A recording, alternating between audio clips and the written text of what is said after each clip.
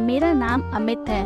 मैं हरियाणा का रहने वाला हूँ। हमारे समाज में एक आदमी हमेशा ही एक औरत को अलग ही नज़र से देखता है।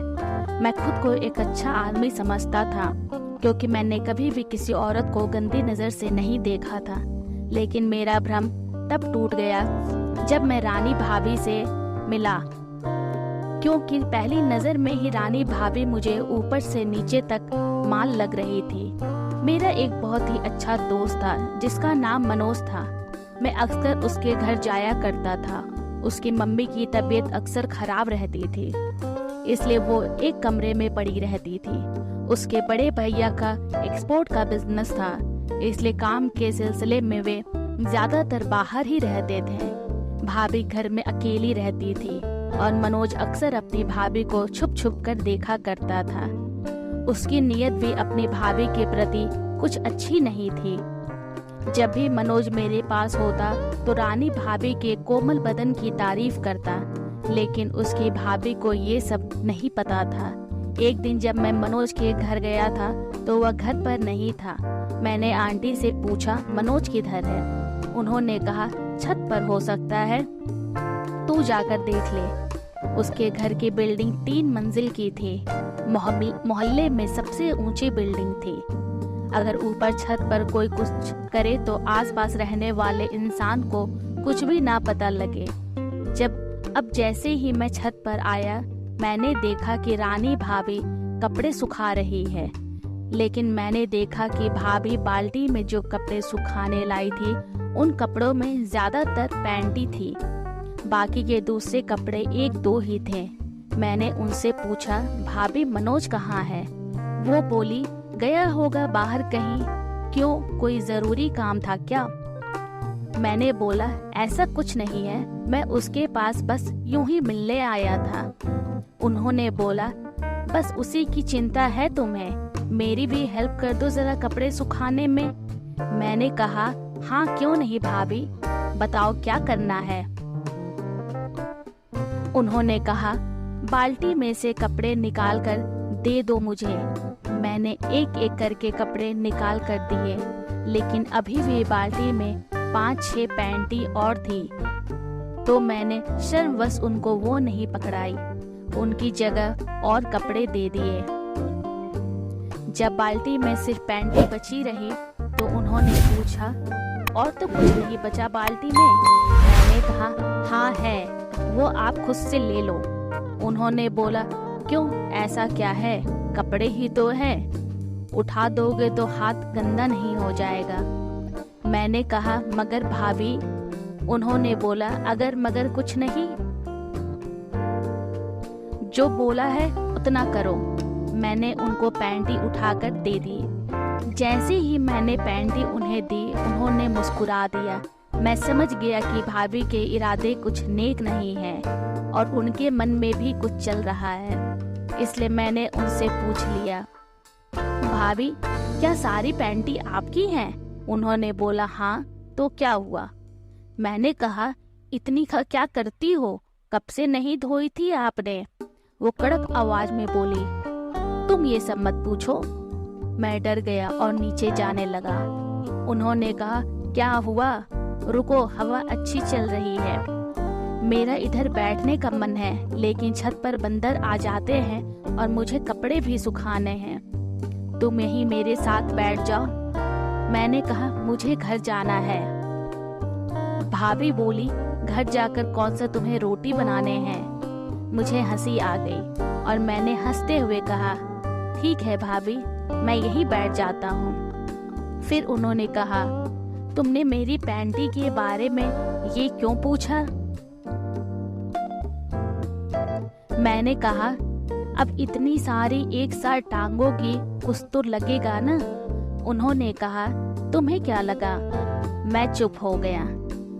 वो बोली कि मनोज के भैया 2-2 महीने बाहर रहते हैं और मैं खुद को अकेला महसूस करती हूँ, तो फोन पर बात करती हूँ उनसे और वो ऐसी बातें करते हैं कि मैं गीली हो जाती हूँ। मैंने बोला, ऐसा कैसे हो सकता है? उन्होंने कहा, हाँ तुम तो बड़े भोले हो, जैसे तुम्हें कुछ पता ही नहीं है। ज्यादा मत बनो, मैंने कहा, भाभी मुझे सच में नहीं पता, मैंने आज तक सेक्स नहीं किया है, बस वीडियो देखता हूँ तो अचानक मेरे नागराज में कुछ कुछ होने लगता है।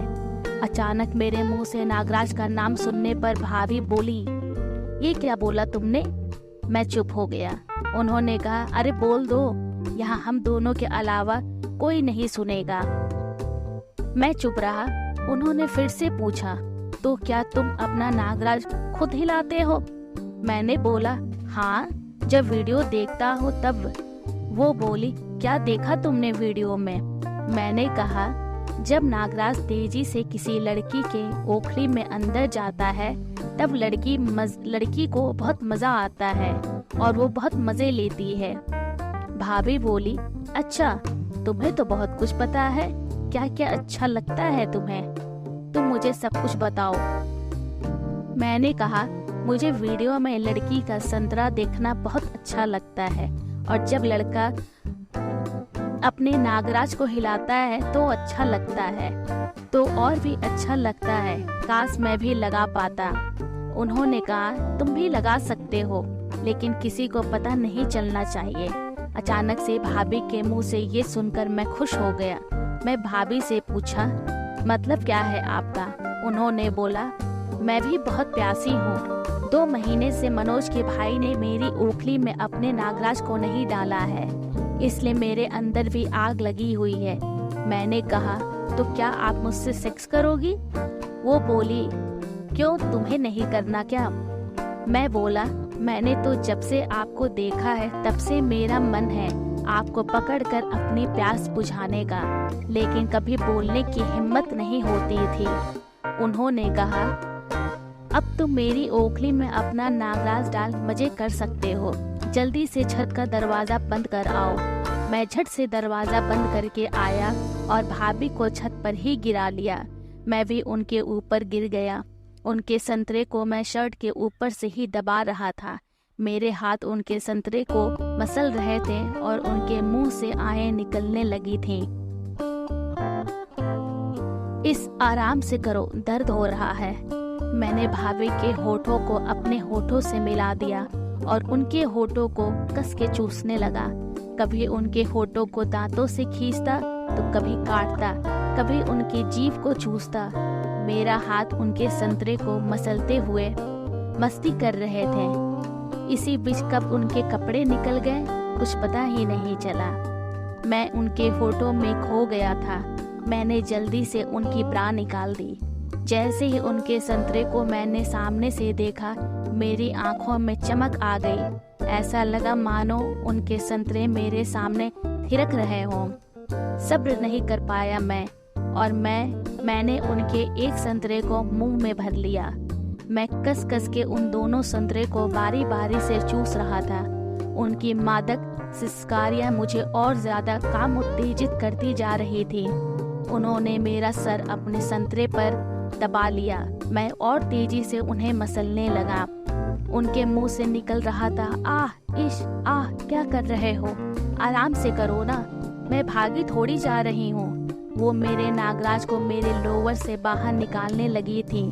लोवर के ऊपर से ही भाभी ने अपना हाथ नागराज पर लगाया और मेरा नागराज अपने पूरे जोश में आ गया था।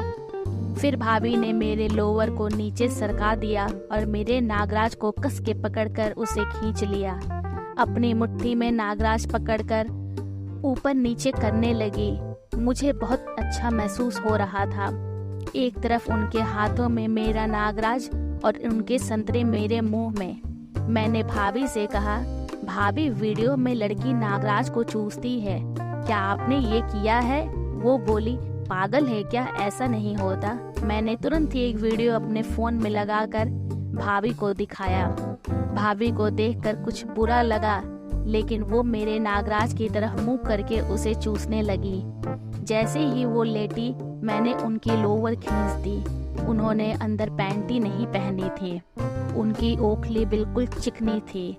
जैसे ही उन्होंने मेरे नागराज को मुंह में लिया, मैंने भी तुरंत ही उनकी ओखली में जीभ घुसा दी। वो एकदम से बहुत तेज आवाज निकाल कर कर्राही, आह मर गई, ओह आराम से, आह खा जाओगे क्या? मैंने कहा, हाँ खाना ही है मुझे। वो गप गप करके मेरा नागराज चूस रही थी। मैं 7वें आसमान पर था। उनकी ओखली से आती खुशबू मुझे पागल कर रही थी। उनकी ओखली से रस टपकने लगा। ओखली से जितना भी रस बाहर आ रहा था, मैं सब चाटता जा रहा था। वो अब मुझसे चाहती थी कि मैं अपना नागराज उनकी ओखली में डालूं।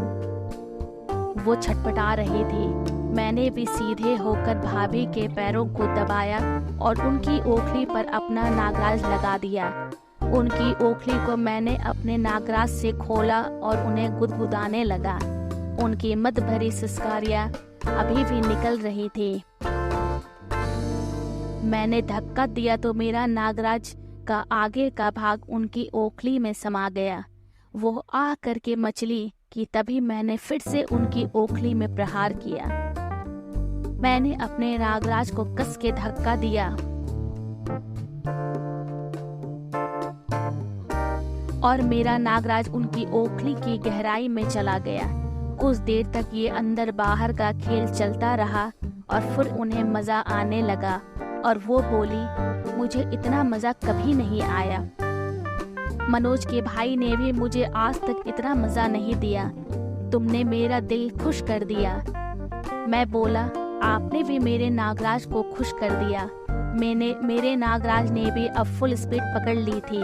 मैं पहली बार किसी भाभी को खुश कर रहा था। जैसे ही मैं अपने नागराज से उनकी ओखली में धक्का लगाता तो मुझे ऐसा लगता कि मेरा नागराज उनके पेट में समा जाएगा।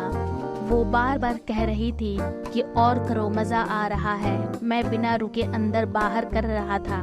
मैंने स्पीड और बढ़ा दी, जिससे मेरा सारा रस भाभी की ओखली में जा गिरा। उन्होंने मेरे नागराज के रस को अपनी ओखली में महसूस किया। उसके बाद उन्होंने बोला, आह मज़ा आ गया, और यह कहकर मुझे गले से लगा लिया। अगर मेरी कहानी आपको अच्छी लगी हो तो प्लीज़ इसे लाइक करें और मेरे चैनल को सब्सक्राइब करें। ये स्टोरी मैंने आपके एंटरटेनमेंट लिए बनाई है, इसलिए मुझे मोटिवेट करे कि मैं और भी कहानियाँ लेकर आऊँ। धन्यवाद।